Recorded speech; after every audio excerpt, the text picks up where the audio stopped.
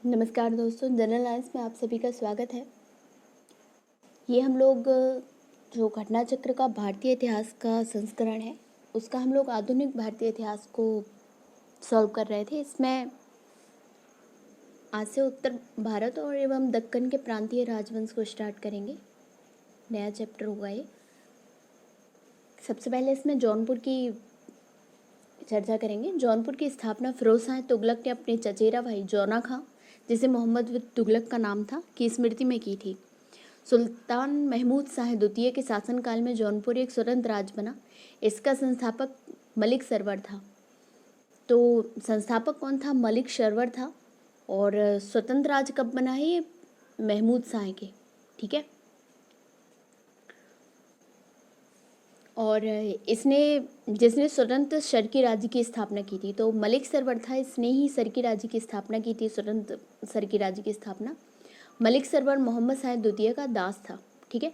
सुल्तान ने उसे मलिक उश शर्क, पूर्व का स्वामी या ख्वाजा जहां की उपाधि प्रदान की थी। तो मलिक सरवर को क्या बोला जाता था? मलिक उश शर्क या पूर्व का स्वामी या ख्वाजा जहां बोला जाता था। मलिक उश शर्क या ख्वाजा जहां बोला जाता था, ठीक है।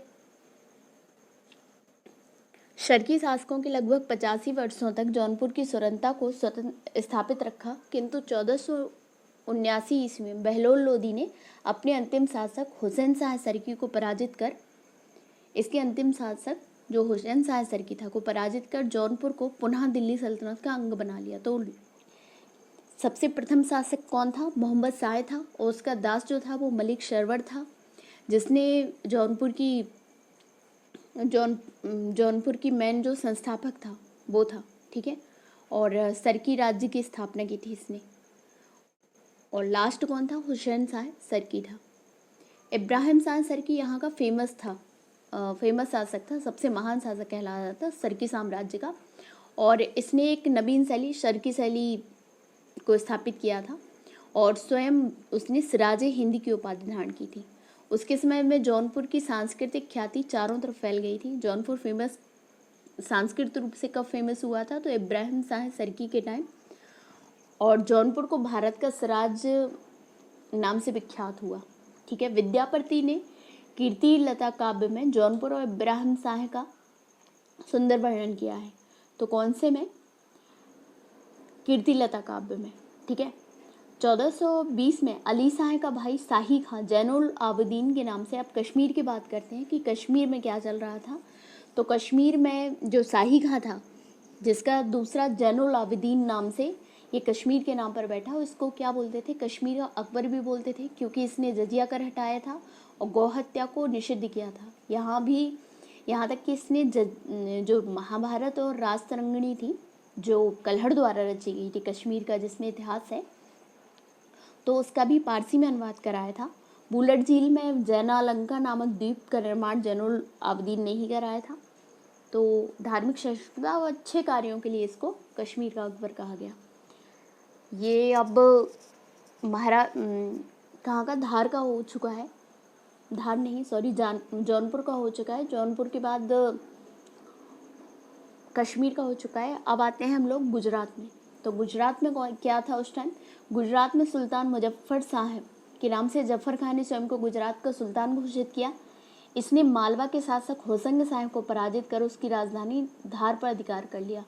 तो मालवा पर शासन किसका था उस टाइम? होसंग शाह का था, जिसे मुजफ्फर शाह ने हराकर मालवा की जो राजधानी है धार, उस पर अधिकार कर लिया। किंतु बाद में उसने उसका राज्य वापस कर दिया, मतलब होसंग शाह को वापस कर दिया। 1458 में फतेह का सिंहासन पर बैठा उसने अबुल फतेह महमूद की उपाधि ग्रहण की, परंतु इतिहास में वह महमूद बेगड़ा के नाम से विख्यात हुआ। महमूद बेगड़ा किसे कहते थे? फतेह खां को कहते थे, अबुल फतेह महमूद। और ये कहाँ के थे? गुजरात के थे, ठीक है। इसकी मुख्य विजय क्या थी? चंपानेर और गिरनार के दृढ़ किलों की थी।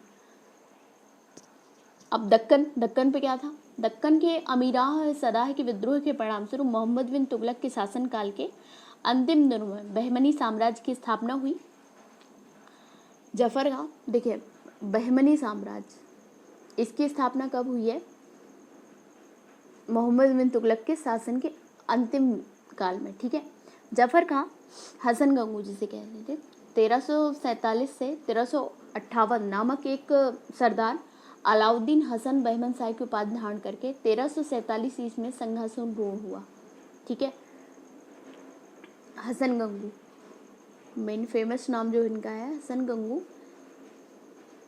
कब हुआ था ये? अलाउद्दीन हसन बहमन शाह की उपाधि धारण करके 1347 ईस्वी में सिंहासन हुआ। बहमनी साम्राज्य, तो बहमनी साम्राज्य की नींव कब डली है? 1347 में। उसने गुलबर्गा को अपने नव संस्थापित साम्राज्य की राजधानी बनाया तथा उसका नाम एहसानाबाद रखा। अपने साम्राज्य के शासन के लिए उसने इसे चारों तरफ अथवा प्रांतों में विभाजित किया, गुलबर्गा, दौलताबाद, बरार और बीदर। तो देखिए, जो बहमनी साम्राज्य था उसको इसने क्या किया, साम्राज्य को, एक तो गुलबर्गा में, दूसरा दौलताबाद, बरार और बीदर। तो इसके बाद बहमनी राज्य से स्वतंत्र हुए कुछ राज्य। तो कौन कौन थे? बरार, क्या क्या बना उसके बाद? बहमनी साम्राज्य के विभाजन के फलस्वरूप कौन कौन बने? बरार, बीदर, बीजापुर, अहमदनगर, गोलकोंडा। ये बड़े फेमस हैं, उनके संस्थापक पूछे जाते हैं हमेशा, ये पांचों। इसमें क्या है, जो बरार है, बरार में क्या थी? बरार में फतेह-उल्लाह इमाद शाह थे, तो यहाँ पे इमाद शाही थी। ठीक है, क्या था? बरार में फतेह-उल्लाह इमाद शाही थी। इसके बाद बीजापुर में यूसुफ आदिल शाह थे, तो यहाँ पे आदिल शाही वंश था। अहमदनगर में मलिक अहमद थे, तो निज़ाम शाही वंश था। गोलकुंडा में कुली कुतुब शाह थे, तो कुतुब शाही वंश था। और बीदर में अमीर अली वरीद थे और वरीद शाही थी। तो बरार में क्या था? बरार में इमाद शाही थी, बीजापुर में आदिल शाही थी, अहमदनगर में निज़ाम शाही थी और गोलकुंडा में कुतुब शाही वंश था और बीदर में वरीद शाही वंश था। ठीक है, बीजापुर का शासक जो था इब्राहिम आदिल शाह द्वितीय, एक महान विद्या प्रेमी और विद्या का संरक्षक था, आदिल शाह द्वितीय। ठीक है,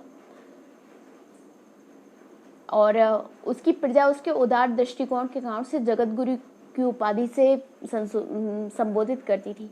गरीबों की सहायता करने के कारण उसे अवला बाबा या निर्धनों का मित्र भी कहा जाता था। इब्राहिम आदिल शाह द्वितीय ने हिंदी संगीत संग्रह किताब-ए नौरस की रचना की है।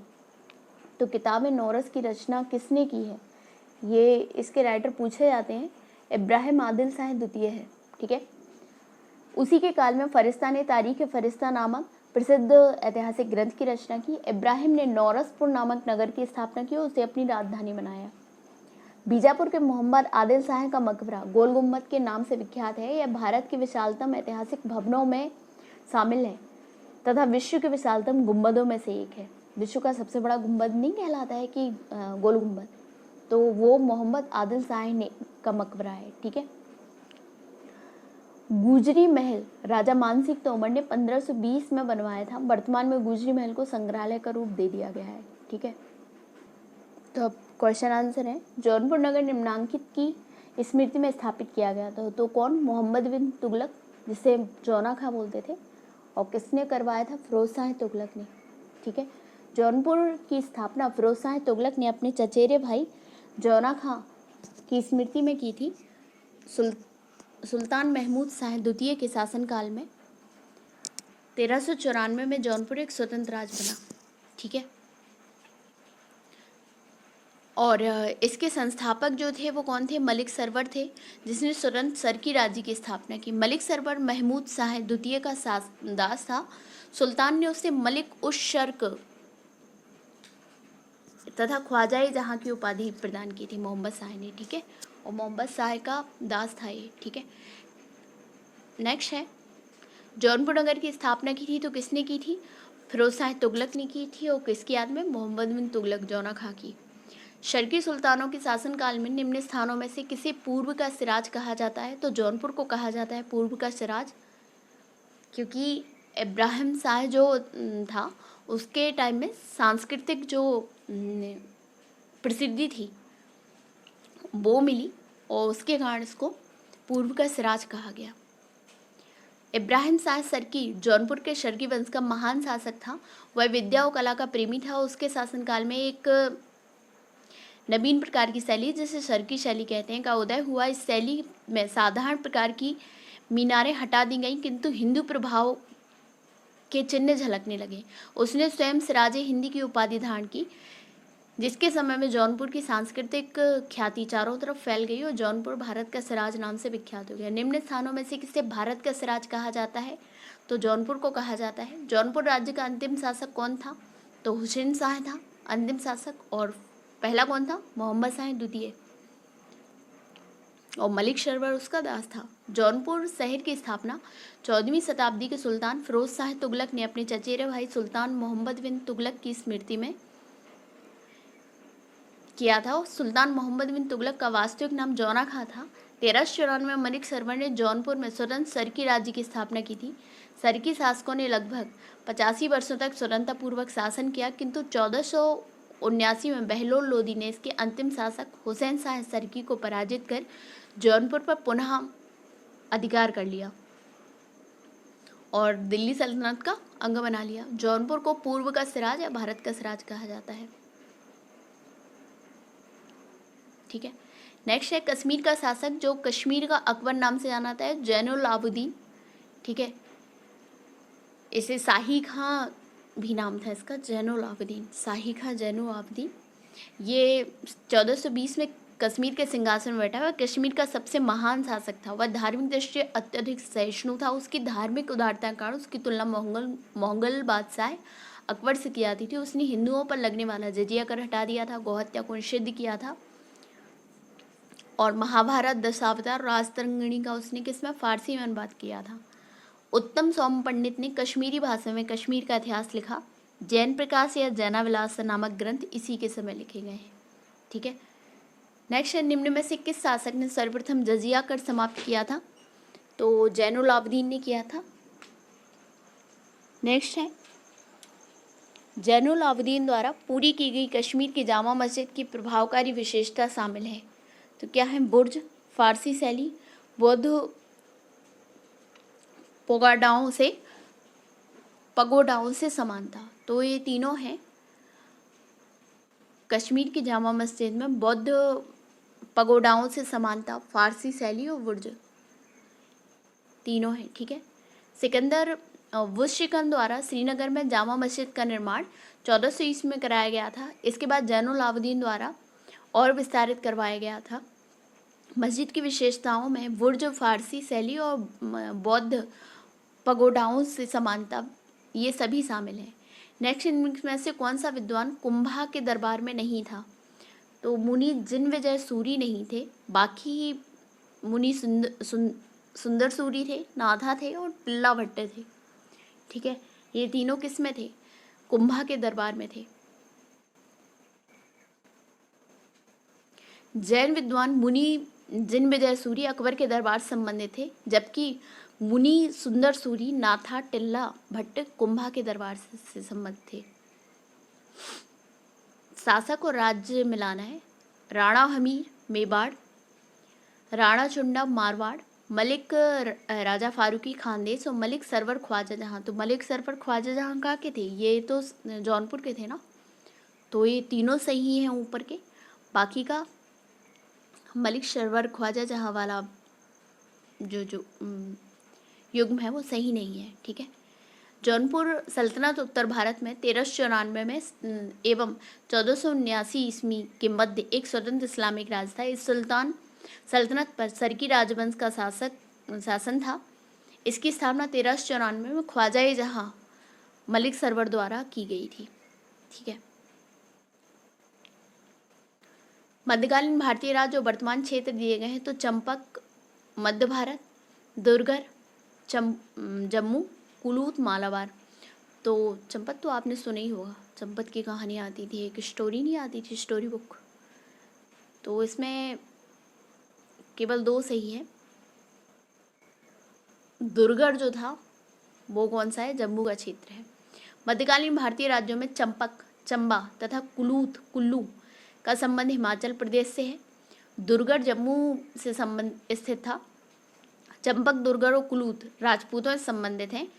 इन तीनों राज्यों का उदय त्रिपक्षीय संघर्ष में शामिल राज्यों पाल, प्रतिहार, राष्ट्रकूट के पतन के परिणाम स्वरूप हुआ था। ठीक है,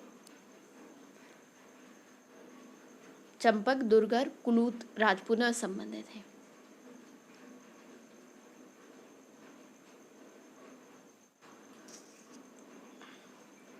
बहमनी राज्य की स्थापना की थी तो किसने की थी?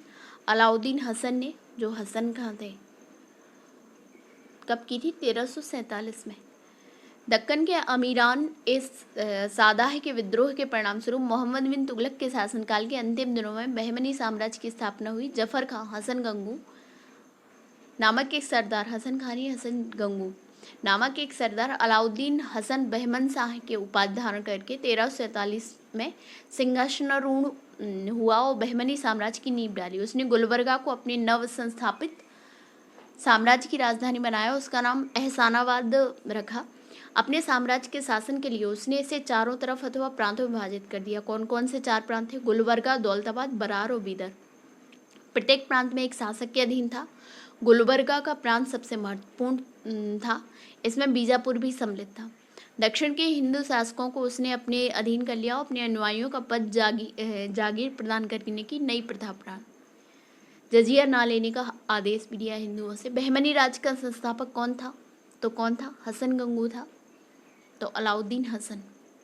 बहमनी राज्य की स्थापना किस वर्ष हुई? 1347 में। बहमनी राज्य की प्रथम राजधानी निम्नलिखित में से कौन थी? तो गुलबर्गा थी। कहाँ थी? गुलबर्गा थी। दक्षिण में बहमनी राज्य का संस्थापक निम्न में से कौन था? हसन गंगू था। बहमनी राज्य स्थापित हुआ था तो कौन से था? 1347। तो कब हुई थी? 14वीं सदी ईस्वी आ जाएगा। नेक्स्ट है, ये जो बहमनी साम्राज्य जो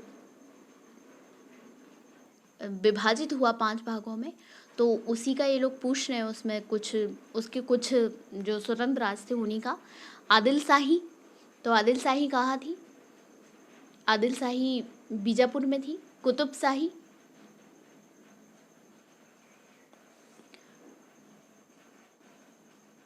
नहीं, कुतुब शाही बीजापुर में थी।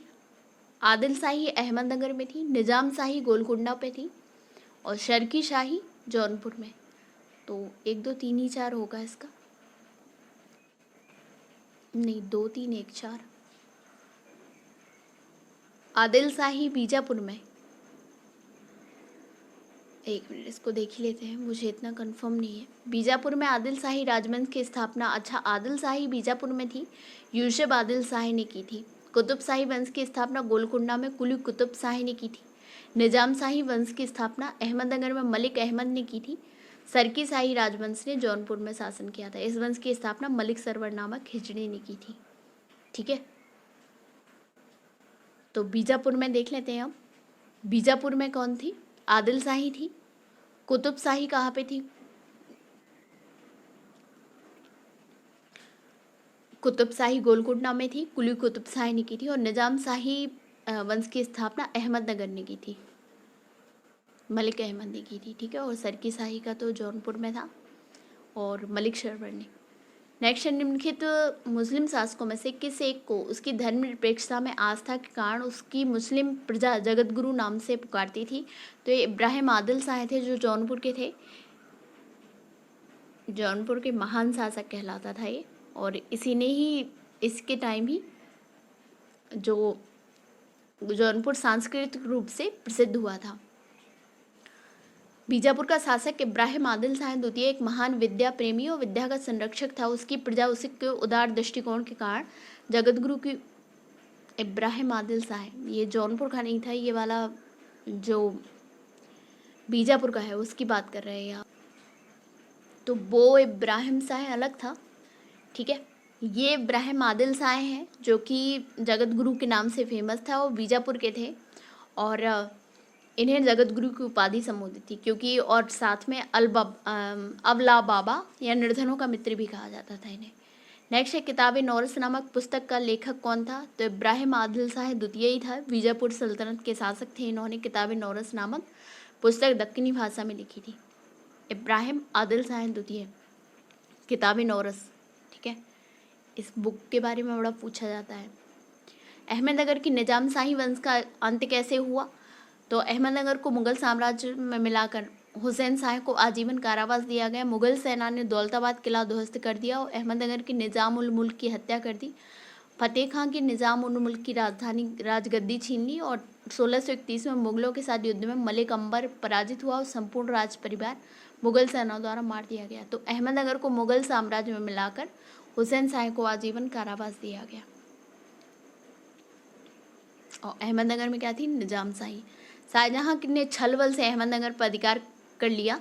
निजाम शाह सुल्तान हुसैन निजाम शाह को बंदी बनाकर ग्वालियर के किले में भेज दिया गया। धातव्य 1632 में शाहजहां ने महावत खां के नेतृत्व में दौलताबाद दुर्ग को जीतने के लिए एक सेना भेजी और अहमदनगर के वजीर फतेह खां को 10,50,000 रुपए घूस देकर दौलताबाद दुर्ग प्राप्त कर लिया। दौलताबाद दुर्ग का पतन अहमदनगर राज्य का पतन था। सुल्तान हुसैन शाह को बंदी बनाकर अहमदनगर राज्य को मुगल साम्राज्य में मिला लिया गया। बताना इसमें कौन सा सुमेलित नहीं है? बाज बहादुर मालवा, कुतुब शाह गोलकुंडा, सुल्तान मुजफ्फर शाह गुजरात और यूसुफ आदिल शाह अहमदनगर। तो अहमदनगर में आदिल शाह का नहीं था, ये गलत है। ये क्या था? यूसुफ आदिल शाह बीजापुर का शासक था, ना कि अहमदनगर का। जबकि बाज बहादुर मालवा शाह, कुतुब शाह जो था वो गोलकुंडा से, और अहमदनगर में निजाम शाही थी ना, और सुल्तान मुजफ्फर शाह गुजरात का शासक था। नेक्स्ट है, गोलकुंडा का वर्तमान में क्या कहा जाता है? तो वर्तमान में क्या कहा जाता है? हैदराबाद कहा जाता है गोलकुंडा को। दक्षिण भारत में हैदराबाद को 7 मील पश्चिम में बहमनी वंश की राजधानी गोलकुंडा के विस्तृत खंडहर फैले हुए हैं। यह देवगिरी के यादवों, वारंगल के काकतीय नरेशों के अधिकार में भी रहा था। मुगल काल में औरंगजेब ने गोलकुंडा के कुतुब शाही वंश का अंत करके उसे अपने साम्राज्य में मिला लिया। उस युग में यह हीरों के लिए प्रसिद्ध था गोलकुंडा। यहीं से फेमस जो कोहिनूर हीरा मिला था, यहीं से मिला था। निम्नलिखित में कौन सा एक सुमेलित है? काकतीय देवगिरी, होयसाल द्वार समुद्र, यादव वारंगल और पांड्य मदुरई। तो इसमें से होयसाल की राजधानी जो थी वो द्वार समुद्र थी, ठीक है। होयसाल वंश की राजधानी द्वार समुद्र थी, जबकि काकतीय वंश की राजधानी वारंगल थी। यादव वंश की राजधानी देवगिरी में थी। पांड्य वंश की प्रारंभिक राजधानी कोरकई में अवस्थित थी, जिसे बाद में मदुरा स्थानांतरित कर दिया गया। द्वार समुद्र किस राजवंश की राजधानी थी? तो होयसाल वंश की राजधानी थी। राजधानी फिर से मिलाना है, पल्लव, पांड्य, यादव, काकतीय। तो इसमें यादव वंश की राजधानी क्या थी? देवगिरी थी। काकतीय वंश की वारंगल थी और पांड्य वंश की राजधानी मदुरई थी और पल्लव वंश कांची। तो ए का 2 हो जाएगा, बी का 3 हो जाएगा, तो बी हो जाएगा इसका आंसर। क्या है? पल्लव कांची के पल्लव कहलाते हैं, मदुरई के पांड्य कहलाते हैं और देवगिरी के यादव थे और वारंगल के काकतीय थे। होयसाल स्मारक पाए जाते हैं कहाँ पे? होयसाल के स्मारक कहाँ पे? हैदराबाद के में पाए जाते हैं, हलेबीड और वेल्लूर में पाए जाते हैं, ठीक है।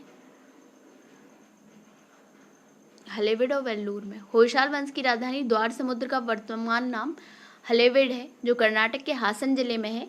इसकी ख्याति इसकी स्थापत्य की विरासत के कारण है। हलेबीड के वर्तमान मंदिरों में होयसालेश्वर का प्राचीन मंदिर विख्यात है।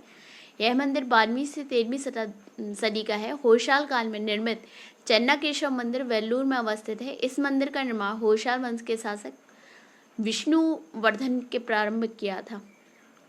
होयसालों की प्राचीन राजधानी द्वार समुद्र का वर्तमान नाम क्या है? तो हलेबीड है। निम्नलिखित में से किस स्मारक में वह गुंबद है जो संसार के विशालतम गुंबदों में से एक है? तो कौन सा है? गोल गुंबद, बीजापुर का सबसे बड़ा, विश्व का सबसे बड़ा गुंबद है, ठीक है। बीजापुर के मोहम्मद आदिल शाह का मकबरा गोल गुंबद के नाम से विख्यात है। यह भारत के विशालतम ऐतिहासिक भवनों में शामिल है और विश्व के विशालतम गुंबदों में से एक है। इसका बाह्य भाग देखने से एक प्याले की भांति लगता है तथा इसके प्रत्येक कोनों तक कंगूरों की व्यवस्था है। कंगूरों मिलान करना है इसमें भी। दोहरा गुंबद, अष्टभुजीय मकबरा, मेहराबीय मकबरा, गोल गुंबद। तो गोल गुंबद तो क्या हो जाएगा, मोहम्मद आदिल शाह हो जाएगा। अष्टभुजीय मकबरा शेर शाह का था शायद, तो देख लेते हैं इसमें। दोहरा गुंबद जो था वो सिकंदर लोदी का था। सिकंदर लोदी के टाइम क्या आ गया था, दोहरा गुंबद। अष्टभुजीय मकबरा शेरशाह का था जो सासाराम में स्थापित है बिहार के। मेहराबीय मकबरा बलबन। अष्टभुजीय किसका था, शेरशाह का। और सत्य मेहराबीय मकबरा बलबन का था। वो गोल गुंबद मोहम्मद आदिल शाह था। ठीक है। मांडू में स्थित जंतर महल का निर्माण इनमें से किस शासक ने करवाया था, तो मांडू में जहाज महल नाम से लोकप्रिय इमारत है। इस महल का निर्माण सुल्तान गयासुद्दीन खिलजी के शासनकाल में किया गया। ठीक है। मांडू में कोई जंतर महल नहीं है बल्कि जहाज महल है। यही कारण है कि MPPCS ने इस प्रश्न को डिलीट कर दिया था। ठीक है। तो गयासुद्दीन खिलजी ने बनवाया था और जहाज महल नाम से है मांडू के जहाज महल का निर्माण निम्नलिखित में से किसने करवाया था, तो वही चीज़ है, गयासुद्दीन खिलजी ने करवाया था। इसमें ऑप्शन में नहीं है। गुजरी महल किसने बनवाया था, तो मानसिंह ने बनवाया था गुजरी महल। गुजरी महल राजा मानसिंह ने कब बनवाया था, 1510 ईस्वी में बनवाया था। स्थापत्य के क्षेत्र में एक अद्भुत नमूना है। राजा मानसिंह एक महान विजेता भी था। अदीना मस्जिद मांडू, लाल दरवाज़ा मस्जिद जौनपुर, दाखिल दरवाज़ा गोंड और 3 दरवाज़ा अहमदाबाद। तो इसमें से फर्स्ट सही नहीं है। अदीना मस्जिद जो है वो मांडू में नहीं है। ठीक है। बाकी ये तीनों सही हैं। लाल दरवाज़ा मस्जिद जौनपुर, दाखिल दरवाज़ा गोंड और 3 दरवाज़ा अहमदाबाद। क्या है इसमें, पश्चिम बंगाल के पंडुआ स्थित अदीना मस्जिद जामा मस्जिद एक प्रसिद्ध भग्नावशेष है जिसे 1360 ईस्वी के आसपास बंगाल के शासक सिकंदर शाह के शासनकाल में निर्मित किया गया था। इस मस्जिद में 400 गुंबद हैं और एक वर्गाकार कक्ष में सिकंदर शाह की कब्र है। इस मस्जिद में हिंदू वास्तुकला का प्रभाव स्पष्ट दृष्टिगोचर होता है क्योंकि इसके कई भाग पुरानी हिंदू मंदिरों एवं महलों के अवशेष हैं। दक्षिण भारत के पोलीगार कौन थे, तो ये क्षेत्रीय प्रशासकीय और सैन्य नियंत्रक थे। पोलीगार क्षेत्रीय प्रशासकीय सैन्य नियंत्रक को क्या बोला जाता था, पोलीगार। ये सामंतवादी उपाधि थी और नायक शासकों द्वारा नियुक्त किए जाते थे। ठीक है। तो ये हम लोगों का यहाँ पे फिनिश हो गया। बाकी जो नेक्स्ट है भक्ति वाला, ये हम लोग नेक्स्ट वीडियो में करेंगे। धन्यवाद।